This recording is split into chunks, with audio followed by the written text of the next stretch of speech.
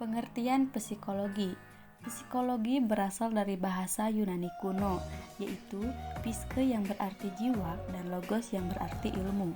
Jadi, psikologi adalah ilmu yang mempelajari tentang jiwa atau mental.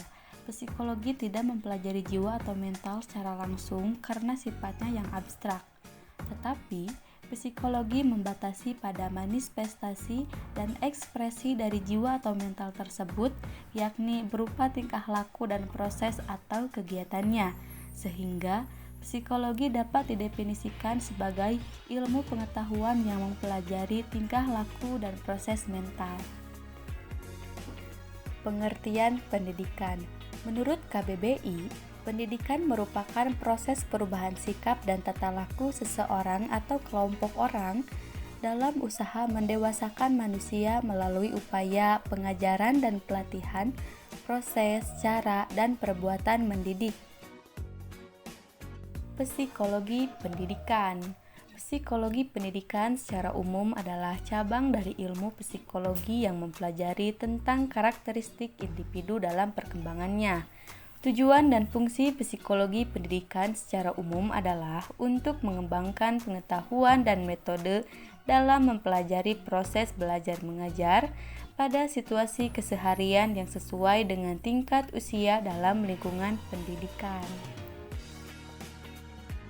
Teori belajar dalam psikologi pendidikan.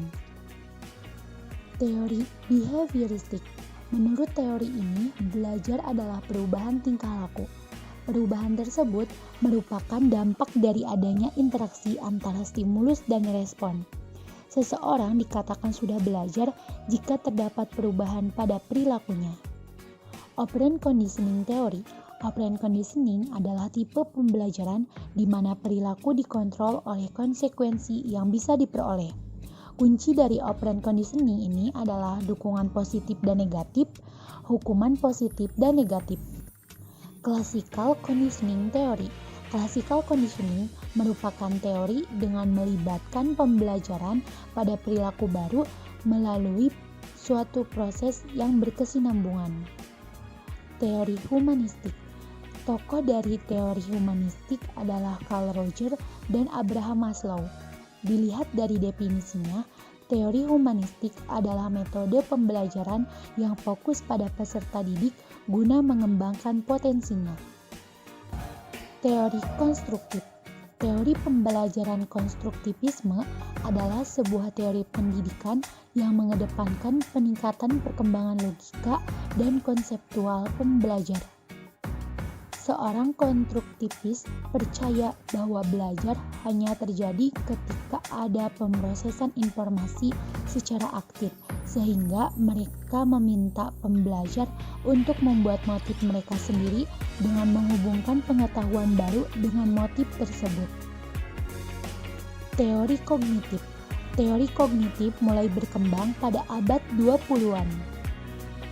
Secara sederhana, teori ini menggambarkan bahwa belajar adalah aktivitas internal yang terdiri dari beberapa proses, seperti pemahaman, mengingat, mengolah informasi, problem solving, analisis, prediksi, dan perasaan. Teori Gestalt. Teori Gestalt merupakan percabangan dari teori kognitif.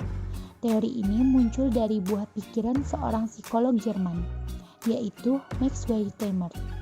Dalam teori Gestalt, proses belajar seseorang dimulai dari mendapatkan informasi, kemudian melihat strukturnya secara menyeluruh. Faktor-faktor yang mempengaruhi proses belajar terdiri dari 3 faktor, yaitu faktor internal, faktor eksternal, dan faktor teknik atau pendekatan belajar. Faktor internal adalah semua faktor yang ada pada pribadi peserta didik, baik jasmani atau fisik maupun rohani atau psikis.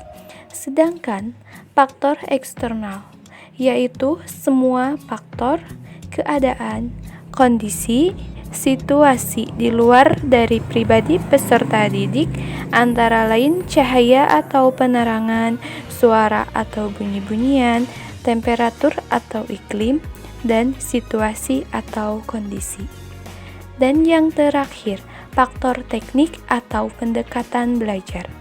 Faktor yang dimaksud di sini adalah menggunakan teknik, metode belajar yang tepat, seperti metode bagian, metode keseluruhan, batu loncatan, menggunakan sistem belajar sistematis. Ruang lingkup psikologi pendidikan. Menurut Sumanto dalam pengamatannya tentang buku psikologi, menuturkan bahwa ruang lingkup psikologi pendidikan secara umum adalah sebagai berikut. Pengetahuan tentang psikologi pendidikan, pentingnya psikologi pendidikan, hereditas, lingkungan fisiologis, pertumbuhan dan perkembangan, sifat dan hakikat kejiwaan manusia, proses-proses tingkah laku, hakikat dan ruang lingkup belajar, faktor-faktor yang mempengaruhi belajar, prinsip-prinsip dan teori-teori belajar, teknik-teknik pengukuran dan evaluasi, statistik dasar, kesehatan mental, dan pendidikan watak. Secara garis besar, banyak ahli yang membatasi pokok-pokok bahasan psikologi pendidikan menjadi 3 macam. Yang pertama, belajar, yang meliputi teori, prinsip, dan ciri khas perilaku belajar siswa dan sebagainya. Lalu yang kedua, proses belajar, yakni tahapan perbuatan dan peristiwa yang terjadi dalam kegiatan belajar siswa. Lalu yang terakhir, ketiga, situasi belajar, suasana dan keadaan lingkungan baik bersifat fisik maupun non-fisik yang berhubungan dengan kegiatan belajar siswa.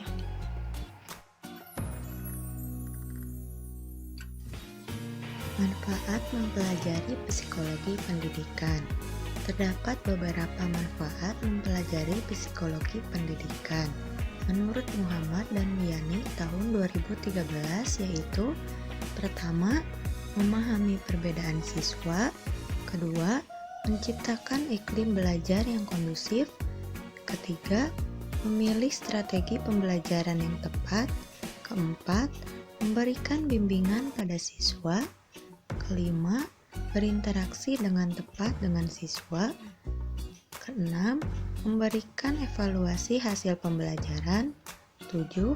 Memotivasi belajar. 8. Menetapkan tujuan pembelajaran. 9. Penggunaan media pembelajaran yang tepat. 10. Menyusun kembali.